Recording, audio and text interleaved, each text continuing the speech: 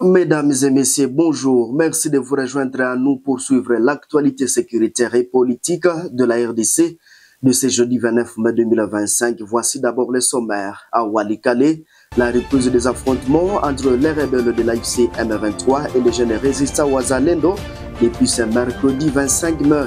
Il faut savoir, après la signature de la déclaration des principes, il y a un travail de synthèse qui se fait au niveau de Washington, déclare Patrick Mouyaya, porte-parole du gouvernement. C'est tout comme titre. Bienvenue dans l'intégralité de ce journal.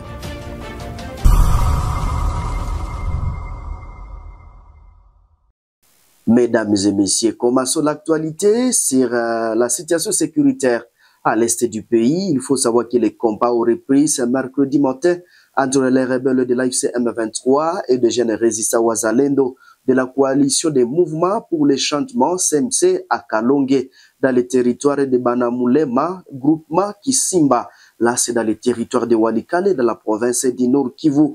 Selon les sources locales, ce sont les Wazalendo qui ont lancé l'offensive dans le village de Kengere, dans la localité de Iremia, groupement Ikobo, village passé le lundi dernier entre les mains de l'AFC M23. Il faut savoir que le village passé le lundi dernier entre les M23 AFC, nos sources dans la zone indiquent que ce village est la colline stratégique de Ruchie, située entre Katobo et Mbukuru, dans le groupement Kisimba, ont été récupérés par le jeune résistant ce mercredi 28 mai dans la matinée. Ces informations sont confirmées également par des sources administratives et sécuritaires à Walikale, qui ajoutent que les combats se rapprochent donc des Roussamambu ou des détonations d'armes lourdes et légères sont attendues à environ 4 km de cette agglomération. Chers téléspectateurs, selon la notabilité locale, le jeune résistant Wazalendo tente de récupérer le village de Roussamambu, Bukumbirwa, Kishonjia et Kilambo dans le groupement Ikobo, donc passé sous contrôle des rebelles de l'AFC M23. Pour rappel, les habitants de ces villages sont dans la brousse où ils vivent dans des conditions humanitaires précaires. Changeau du chapitre, chers téléspectateurs, le lieutenant-colonel Mike Azukai est désigné commandant adjoint du service de communication de l'information des forces armées de la RDC SIFA, à charge donc des opérations militaires et de renseignement. Sa désignation a été rendue publique ce mardi 27 mai par la hiérarchie des FARDC. Il va quitter donc la province du Nord Kivu où il a servi durant plusieurs années dans la communication des opérations militaires, années donc dans la communication des opérations militaires, disons, pour rejoindre son poste d'affectation. Suivez ce reportage avec Delphin Mupanda. Jusqu'à sa désignation, le lieutenant-colonel Makazuka était directeur de communication, sensibilisation et porte-parole du secteur opérationnel Sokola 1 Grand Nord et du Front Nord depuis mai 2024. Ce secteur opérationnel implique la traque des rebelles des forces démocratiques alliées ADF dans la région de Beni et de Lubero ainsi que la lutte contre les rebelles du M23. Le désormais porte-parole adjoint de l'armée RDC va ainsi quitter le Nord Kivu pour assumer ses nouvelles fonctions à Kinshasa, ressortissant de la faculté des sciences de l'information et de la communication. Depuis 2008, il était responsable de la communication des opérations menées conjointement par les armées congolaises et ougandaises durant 2 ans. À l'époque major, Makazuka était porte-parole adjoint puis porte-parole des opérations Sokola 1 dans la même région de Beni entre 2015 et 2019. Peu avant, de 2010 à 2015, il a été journaliste et reporter, puis directeur de l'audiovisuel au département d'information de l'état-major général des FARDC à Kinshasa. Avant ses études entre 1997 et 2003, il fut chef de maintenance des blindés au bataillon blindé de la garde républicaine. Avant ses postes entre 1996 et 1997, il a suivi un stage professionnel à l'Engineering Armored Institute à Beijing, en Chine, alors qu'il venait d'occuper le poste de chef de peloton blindé au bataillon blindé, puis secrétaire du T3 l'état-major de la division spéciale présidentielle de 1992 à 1996. Il a également suivi un stage professionnel de cavalerie au centre d'instruction des blindés de kilomètre 6, près de Meknès au Maroc, entre 1991 et 1992. Lieutenant-colonel Makazukai a suivi un stage de parachutiste à la première brigade Para de Mamora, près de Rabat au Maroc, en 1990. Entre 1988 et 1990, il a suivi une formation d'officier à l'Académie royale militaire de Meknès dans le même pays. C'est en février 1988 qu'il a intégré les forces armées de la RDC dans les forces armées zaïroises à l'époque par le centre d'instruction de Kibomanko près de Kinshasa pour la formation des bases. Chers téléspectateurs, donc face à la dégradation de la situation sécuritaire, le RCD KML de Mboussa Niamoussi propose un dialogue national inclusif ouvert à toutes les forces sociales et politiques avec comme priorité de recouvrer donc l'intégrité du territoire national, de restaurer la cohésion nationale, de faire face aux urgences humanitaires et de définir les mécanismes consensuels efficace d'une gouvernance apaisée et responsable va donc baliser le chemin pour la tenue des élections crédibles sur toute l'étendue de la République. Chers internautes, au cours des briefings au cours des briefings de presse mardi 27 mai 2025, le porte-parole du gouvernement a affirmé que la RDC et le Rwanda ont fait des avancées quant à la signature fin avril à Washington de la déclaration du principe qui doit aboutir à un accord de paix à vue de mettre à terme au conflit persistant entre les deux pays. Patrick Muyaya confirme que Kinshasa, tout comme Kigali, a versé ces éléments. Donc ces éléments, le travail de synthèse est à court dans l'administration de Trump. Revenant donc sur les 6 engagements et a composé la déclaration des principes signée sous l'égide du secrétaire d'État des USA. Le porte-parole du gouvernement a indiqué qu'après la signature de l'accord, les deux pays finiront donc les mécanismes à partir desquels les questions sécuritaires seront traitées afin d'éviter la répétition de l'épisode récente. Monsieur Patrick Mouyaya a également précisé que l'intégration économique régionale qui énerve l'opposition, qui dénonce un bradage de ressources naturelles congolaises ne concerne pas seulement la RDC, mais l'ensemble du pays de la région. Vendredi 25 avril dernier, le ministre des Affaires étrangères, Thérèse Kaikwamba Wagner, donc de la RDC, et Olivier Nduhungirehe du Rwanda ont signé une déclaration de principe engageant donc leur pays qui devrait aborder donc le 2 mai en avant-projet d'accord de paix commun dans le cadre du processus de Nairobi et de Luanda a fusionné sous la coordination de la CEA et de la SADC et avec l'approbation donc de l'Union africaine. Chers téléspectateurs, engagés par le Qatar et la MONUSCO, la déclaration des principes signée entre Kinshasa et Kigali sous les bons d'office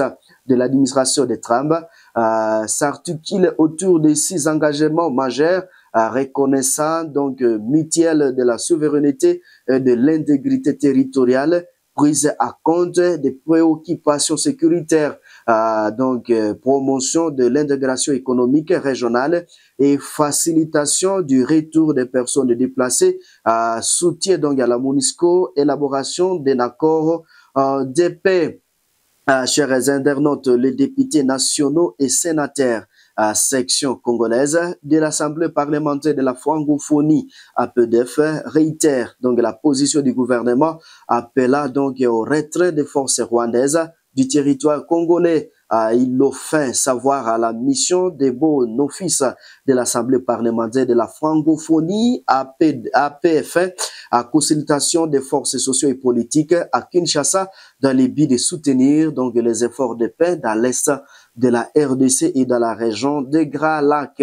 Ce qu'il faut retenir pour les parlementaires congolais et membres de la majorité, il y a des principes sur lesquels la République démocratique du Congo ne peut pas négocier, notamment sa souveraineté et le respect de son intégrité territoriale. Mais également, la délégation de parlementaires congolais a également annoncé donc que la RDC sera absente au sommet ministériel de l'Organisation internationale de la francophonie, OIF, qui se tiendra donc en novembre prochain à Kigali, au Rwanda. Il justifie cette décision par le fait que le Rwanda n'a pas encore été condamné pour l'agression et le pillage des ressources de la RDC et continue d'accueillir le grand rendez-vous de l'OIF.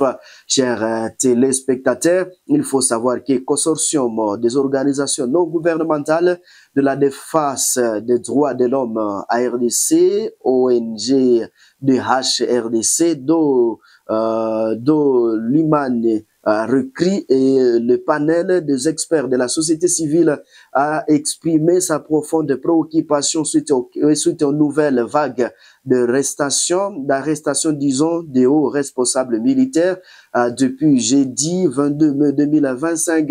Le dernier cas est du général de brigade Pierre Banzouezize, commandant adjoint des opérations affecté à Ndjougou, à Lungu, au Touélé, également six ex-chefs d'état-major particulier de l'ancien président de la République, Joseph Kabila Kabange. Selon ces organisations de la société civile spécialisée dans la défense des droits humains, Pierre Banzouezize a été interpellé à Kinshasa par le service de renseignement militaire au cas Kokolo depuis donc détenu dans un lien inconnu alors qu'il séjournait à Kinshasa en attente de transfert pour des soins médicaux à l'étranger. Dans la même catégorie, ces ONDH ont évoqué le cas du général Banza Kabulo Joseph, ancien commandant second du secteur opérationnel Sokolade au Sud Kivu, arrêté également à Kinshasa. Chers téléspectateurs, ce qu'il faut retenir pour le moment, nous parlons de la situation à Butembo où l'ONG Étoile du Sud a entretenu les déplacés de guerre venus dans les quatre coins de la ville de Butembo sur l'autofinancement et l'autosuffisance. Je vous propose de suivre ce reportage. Mercredi 28 mai 2025, dans la ville de Butembo, une centaine de personnes déplacées de guerre et familles hautes réunis par le CPP et LF Makangala, ont participé à une séance de renforcement des capacités. L'objectif de cette rencontre était de les former aux plans spécifiques dénommés SOSAD, Solidarité pour la santé et le développement, à vue d'une résilience communautaire. Ces programmes, axés sur l'autonomisation et l'autosuffisance, ciblent spécifiquement les personnes déplacées et les victimes de violences basées sur les genres, VBG. Au cours de cette rencontre, Johnny Bouloumé a détaillé les stratégies pour améliorer l'éducation sociale et financière des participants, dans le but d'améliorer leurs conditions de vie. Moninga Jacques, animateur au sein de l'ONG Étoile du Sud EDS, a également apporté des éclaircissements sur ces plans spécifiques et SOSAD.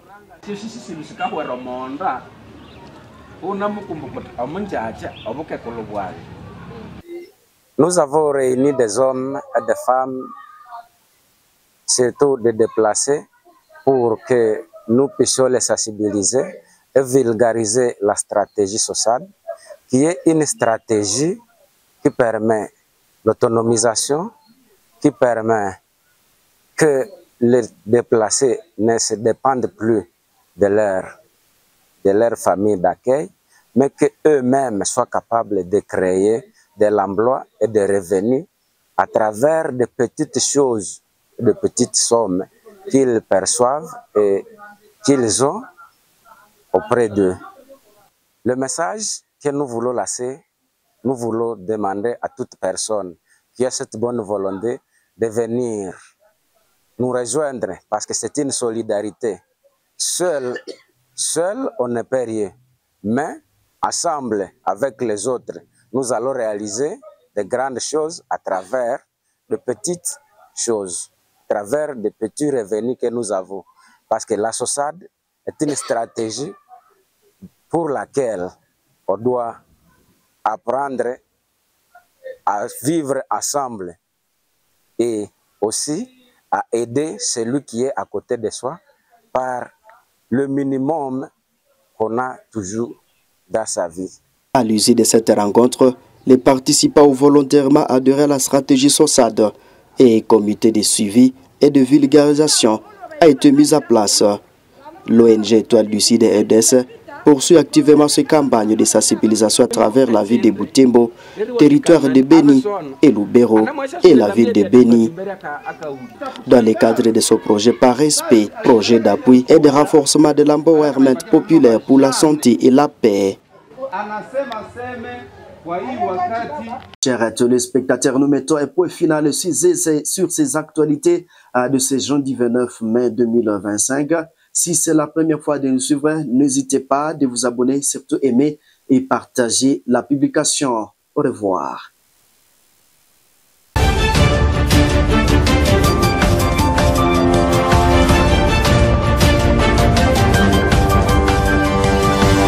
Religion.